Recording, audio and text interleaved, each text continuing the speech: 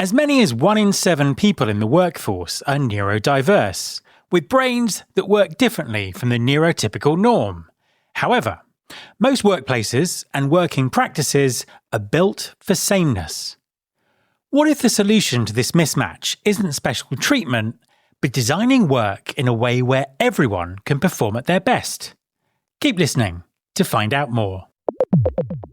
Support for this podcast comes from Talergy, a company that's been helping organisations around the world find, build and grow talent for more than 75 years. Talergy combines psychology and technology to help leaders make better, data-driven decisions about their people. The result? Stronger teams, better performance, and organisations ready for the talent challenges of tomorrow. To learn more, visit talergy.com. That's Talergy, TALOGY.com. There's been more of scientific discovery, more of technical advancement and material progress in your lifetime and mine than in all the ages of history.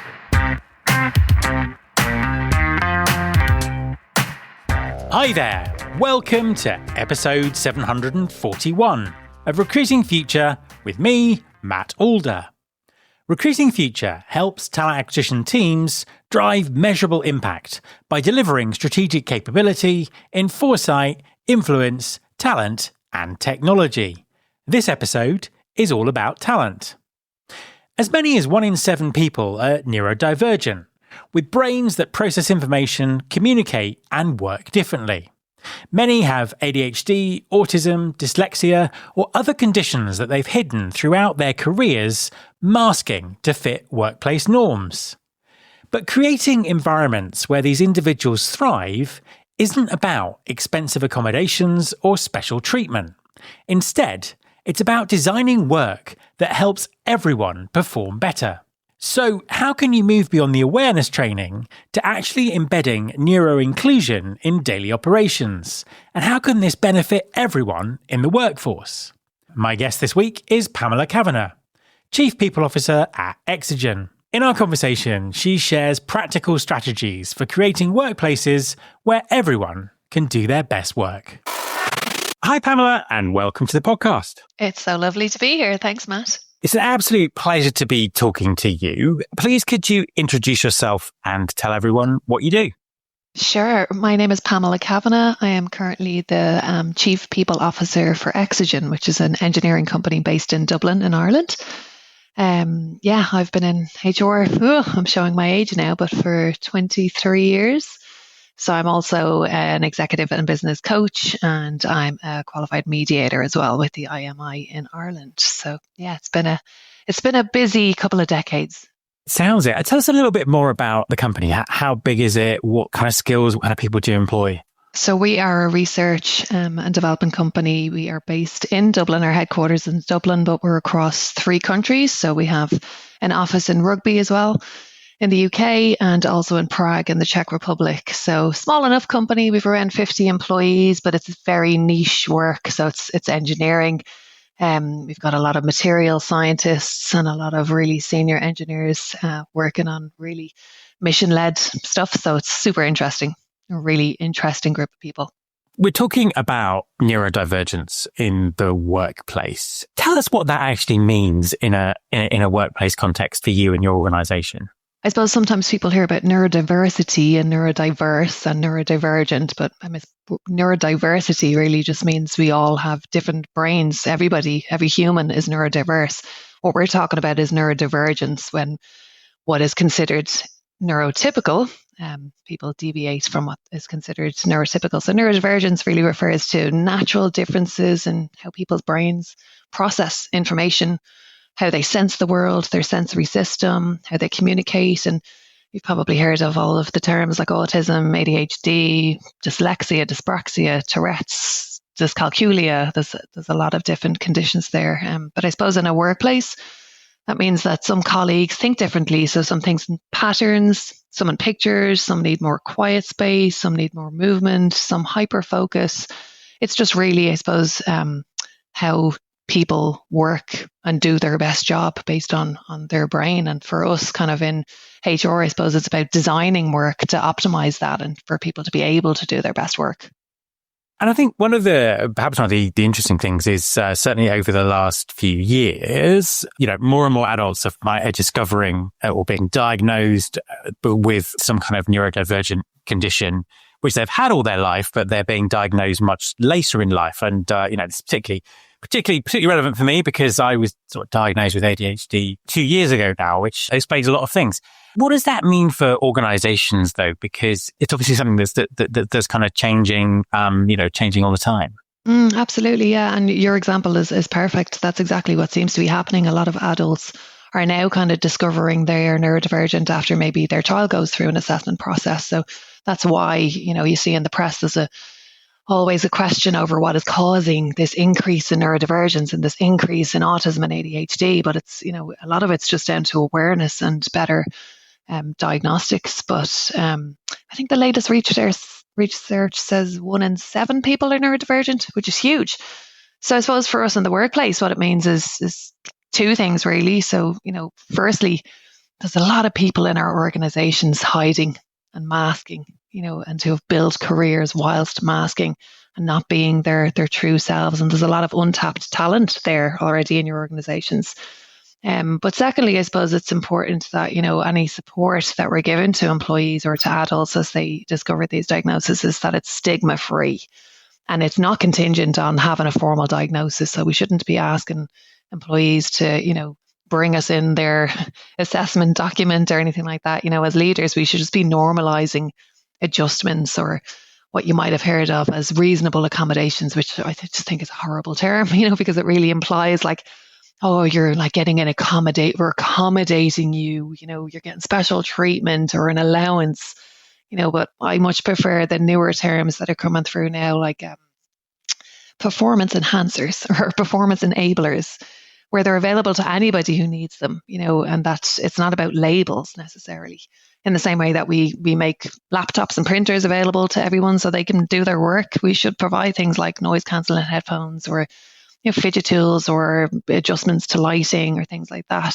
So but it like at stats like that, 1 in 7, every organization has neurodivergent people, whether they're disclosing or not.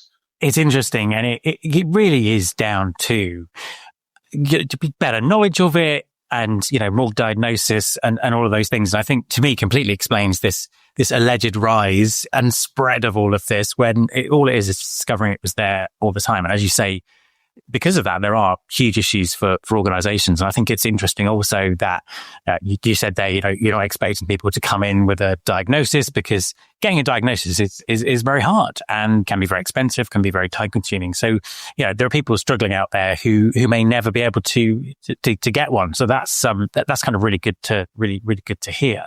Building on that, as the chief people officer, what is the leadership role in creating the sort of the safe environment that you talked about there for people to disclose and or for really for everyone to do their best work? Yeah, and that is it. I suppose leaders should be creating a psychologically safe environment for everyone, not just for neurodivergent employees, but it's about creating the right conditions for people to do their best work. Like that's what we should be aiming to do for everybody. We want everybody to be able to work optimally, to be themselves, to speak openly, share ideas without kind of fear of humiliation or, and similarly, if they do disclose that they're doing that feeling safe and that it's not going to be used against them or get in the way of their, career progression. But, I think in particular for neurodivergent people, that kind of psychological safety piece can show up in like micro behaviors. And, it's important as well not to assume that all neurodivergent people have the same needs because they don't. There's a great expression in relation to autism. It's like if you've met one autistic person, you've met one autistic person because it's such a unique condition that challenges people in so many different ways. It doesn't affect everybody in the same way. But most, and I say that in inverted commas, most autistic people value consistency and transparency, and they like to know what to expect. So like things like making sure that agendas are shared for meetings and we're not just scheduling meetings or saying, sending a vague email saying, oh, I need to talk to you on Monday. And then they're going to spend the whole weekend stressing about, oh no, what is this about? Yes, that classic. Yeah, just being clear, that's what, and everybody I think would appreciate that, not just neurodivergent people. We all like clarity and to know where we stand and what's expected of us, and, inviting written input after meetings, or, giving people extra time to think. Like, this could be helpful for everybody. It's not just specific to neurodivergent people.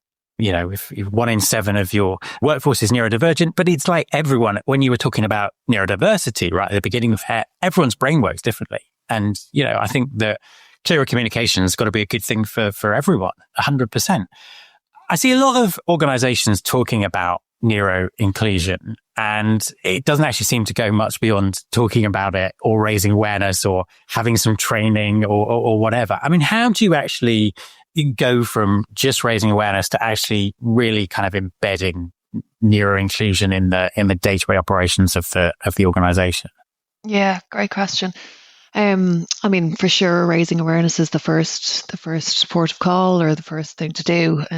But you want to make sure your approach is meaningful and authentic, and it's not just tokenistic, and, it's not just, we're going to raise awareness and then do absolutely nothing about what we learn, or what's, because that's the beauty of this. Like, when you start raising awareness, that's when you really start learning who's who and understanding your team better. And certainly for us, when we start doing kind of sessions here on raising awareness, that's when people start coming forward and saying, actually, I'm ADHD, or I'm autistic, or, and they're really appreciative of having the opportunity to say it. But in terms of kind of embedding it in the culture and the day-to-day operations, like, the first thing I would say is look at your policies.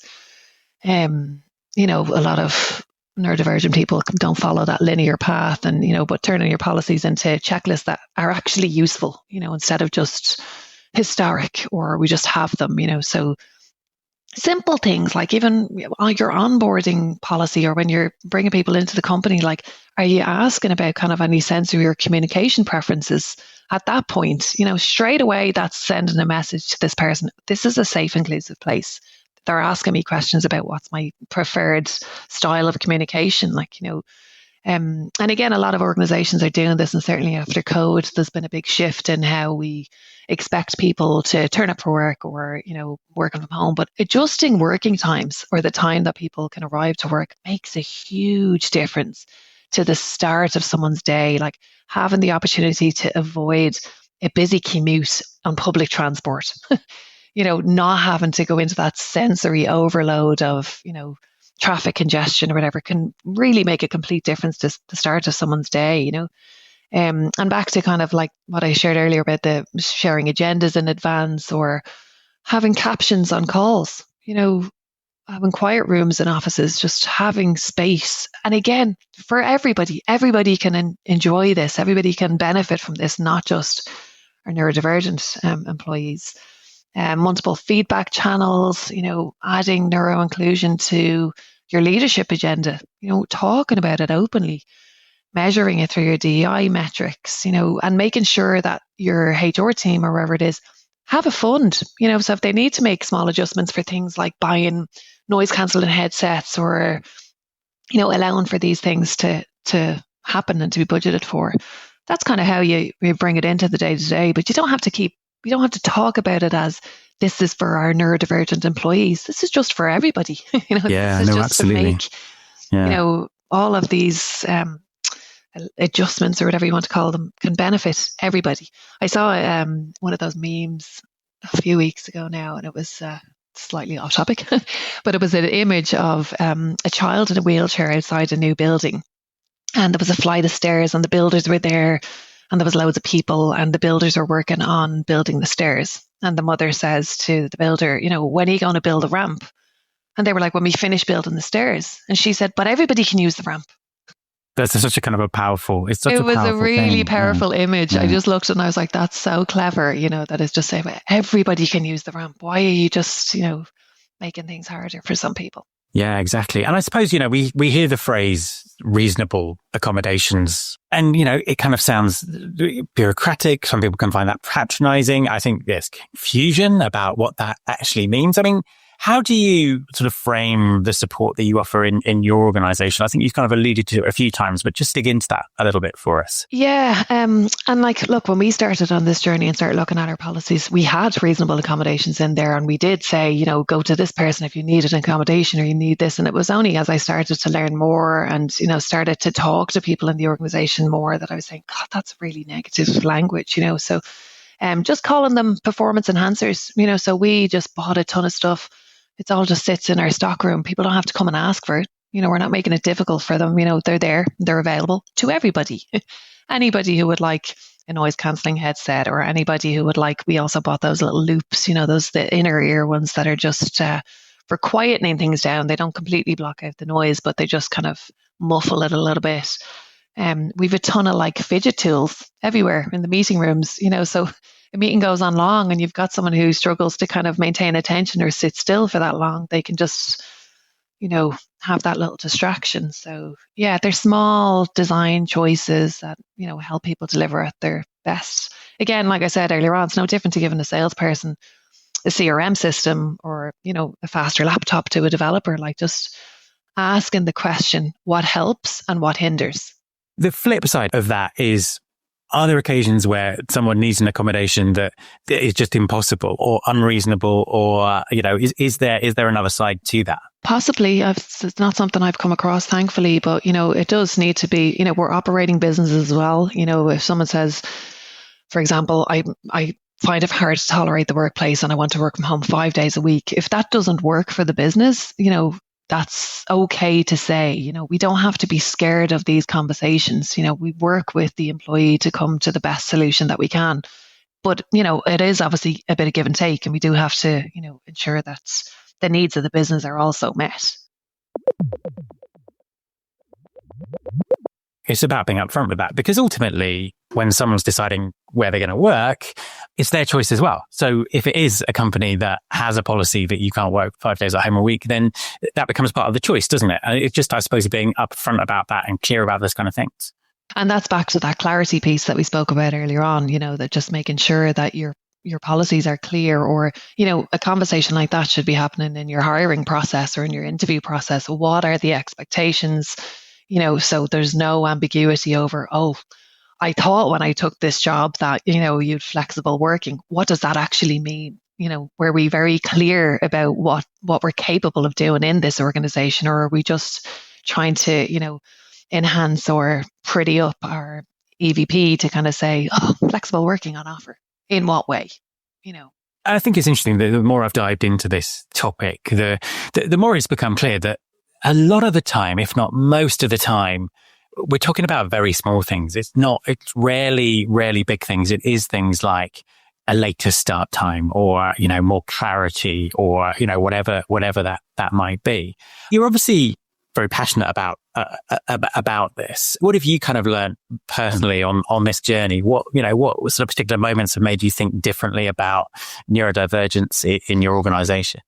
I think probably one of the biggest things was for me, like I said, when we start having the conversations internally and people started to disclose, and I realized we have quite the neurospicy group here. And engineers, obviously, there can be a high rate of neurodivergence because they've got that amazing ability to really think outside the box and, really innovative and creative and not follow, typical paths. They're always looking for, a different way. But after that, kind of the first neurodivergence in the workplace talks that we gave, I had an email from an employee thanking me. And it was the nicest email. And it was just, I feel so safe and thank you for making me feel so comfortable to disclose. But all I felt was guilty. I was like, oh my God, you've been here like 3 years. Like, why did you not feel comfortable to disclose before now? And it really made me kind of wonder how it must feel to experience the workplace or a new workplace. Like, I think none of us, neurotypical or otherwise, enjoy starting a new job, right? We all want to fast forward 6 months and be settled and know what we're doing and know everybody. It's hard enough, but coming into a new environment or a new workplace or just your normal workplace every day, pretending or masking, as it's termed, and not really being able to be yourself. Like, how tiring must that be? You must be absolutely drained by the end of the day, really trying to make eye contact or really trying to be social or, being forced into a team meeting with 15 other people in the room and your sensory system is overwhelmed and your nervous system is overwhelmed. Like it just really made me think more about wanting people to be thriving in the workplace, not just surviving their day, but like really like feeling safe, feeling included, feeling that they can be themselves. And nobody's going to bat an eyelid if they say, "Do you know what, I'm going to join this meeting from my desk instead of sitting here with everybody," or whatever it might be, whatever they need. Let's talk about the recruitment process, because there are almost like traditional aspects of the recruitment process that are always, maybe it's unintentionally biased against neurodivergent candidates. When you mentioned eye contact there, that's an absolute classic for me. It's something that I struggle with when I meet people for the first time, which means that many times when I've had interviews, I've been judged not on the quality of what I can do, but the impression that I've left people with. What are your sort of views on the hiring practices, and what changes have you seen, or what would you like to see happen to make recruiting more neuro-inclusive? Yeah, no, I totally agree with you. I think it is our traditional processes are unintentionally biased, and it's some of us have just got these historic ways of how we hire people, and we're not maybe considering kind of how we could frame it better. And it's everything from our job ads, again, back to kind of the employee value proposition, or how we're trying to kind of, dress things up and make things look amazing without being actually really clear. And like our things that we are asking of people, or, those soft skill cliches, excellent communication, a multitasker, and looking for someone with a good cultural fit, or all of these things, like instead of actually listing what are the actual outputs we're looking for this role, what are the success measures, what are kind of separating those like must-haves from the nice-to-haves, like, and then, larger organizations have their, ATS filters, so those kind of non-standard CVs get auto-rejected straight away. Like, whereas wouldn't it be great to kind of allow for skills portfolios or, profiles or things like that to be submitted? Like one thing that we do here is work sample tests, and that makes a huge difference because it takes the pressure off the interview a little bit. And we always communicate at the very start of the process, this is what our hiring process looks like. So if someone knows, you know what, I'm probably not going to do great in the interview, but I will nail that work sample test if I can get in there, that can kind of change their confidence straight away. Like, sometimes we tend to just pick up the phone and call people when we have their CV and it's kind of off the cuff and they weren't expecting it. And then they're relying on real time verbal processing and saying the right thing in the moment. And, like you say, trying to get that good impression forward. Like our interviews really need to be structured. And I know this is kind of a standard thing that most companies do now, and make sure that they do have a very structured interview, but you need to remove that bias from the interviewer as well. Affinity bias, all of these things, if someone's sitting across someone that they just don't connect with maybe, or to your point, doesn't have good eye contact, and, they're not really following a very structured pattern to that interview, with score content over style, kind of, using like rubrics and making sure, this is the best person for the job, not necessarily, who I got on with best in the interview, And back to that clarity piece as well, like making sure they know what to expect, who they're meeting. I will always send a candidate an email with, this is who you're meeting, with their LinkedIn profile attached. So they even see a photograph of the person they're going to be meeting. So they really know what to expect and who they are. So no last minute changes, where someone comes into an interview and it's like, oh, sorry, I know you said you were going to be meeting with Pamela and Joe, but now you're meeting with Diana and Shane. And, it's just something that can throw people off unnecessarily. We do also use psychometrics here, and I'm a big fan. I do like psychometrics, but I'm also very conscious that those timed psychometrics can create a challenge for neurodivergent people who might just need more processing time, and a lot of those psychometrics are time bound. You can answer so many questions in 8 minutes or whatever it is. So, again, the fact that we have the work sample tests there, and you can do job relevant work trials and things like that to kind of give people every opportunity to show show their best self. So there's a lot, there's a lot of things in the recruitment process, not to mention the end of the recruitment process when they don't get the job. Are we given good feedback? Are we really giving good feedback, or are we just giving these vague rejections, and not actually sharing like one or two specific gaps, where possible, to build that trust, 100%. I think, certainly I'm very passionate about this. I think more than anywhere, if you make your recruiting hiring process neuro-inclusive, you're making it better and fairer for everyone, and you'll be better at hiring. And it kind of just for all the reasons that you said, there was nothing that you said there that wouldn't benefit everyone going through a recruitment process. So I think that is just such a key point for me. Obviously, as we say, it's really been the sort of the last few years that this has ramped up as more and more people have been diagnosed or prepared to disclose or discovered what's been going on in their brain all these decades. Some organizations, some leaders still see this as a kind of a moral or an HR issue rather than a business advantage. I mean, how do you make the case for being neuro-inclusive at board level as a specific business advantage? Yeah, isn't that wild actually when you think about it? Like, that this is seen as and can be seen as a kind of charitable thing, and you're like, oh my God, like look at all of the leaders and the organizations in the work who are ran by neurodivergent people, and that's why they've been so successful. You've got Bill Gates, Elon Musk, for whatever you think of him.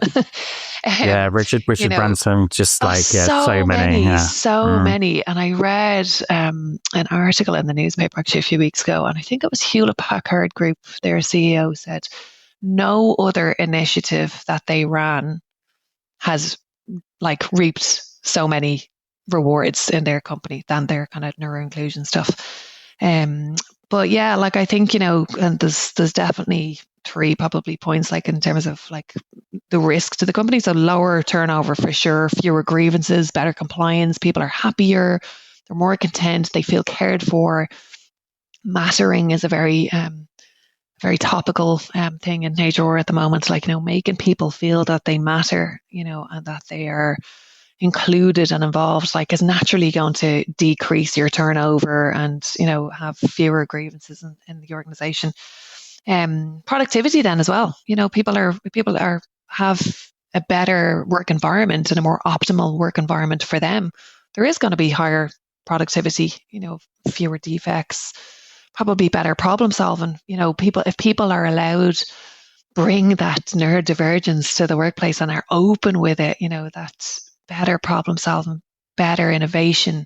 Certainly for us in R&D, that's what we live and breathe here, and that's what we really need. But then your reputation as well, back to, I keep saying EVP, but back to your value proposition, like accessing that talent pool, like that other competitors are overlooking, So there's loads, and you can use all your metrics and your time to fill and different things like that, your retention data to kind of sell it to the board. But should you have to? Not really. Final question for you. So, looking ahead a bit to the future, what do you think that the future for neurodiversity at work looks like, particularly with AI, automation, really kind of reshaping job skills and work in general, potentially?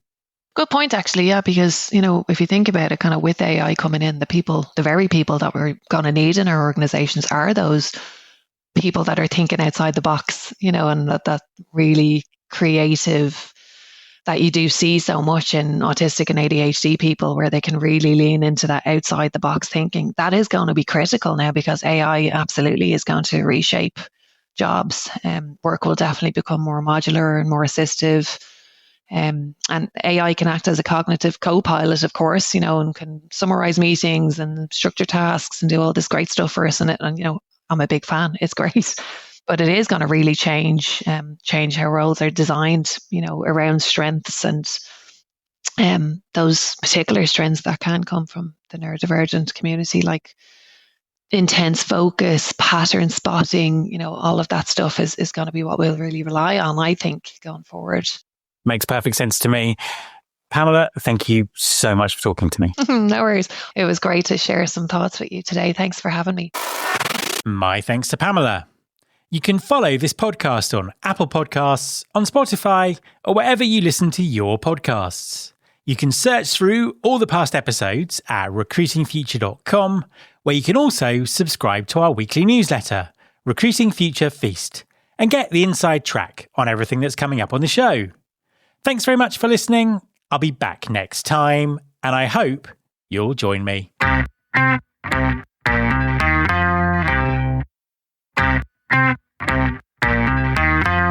This is my show.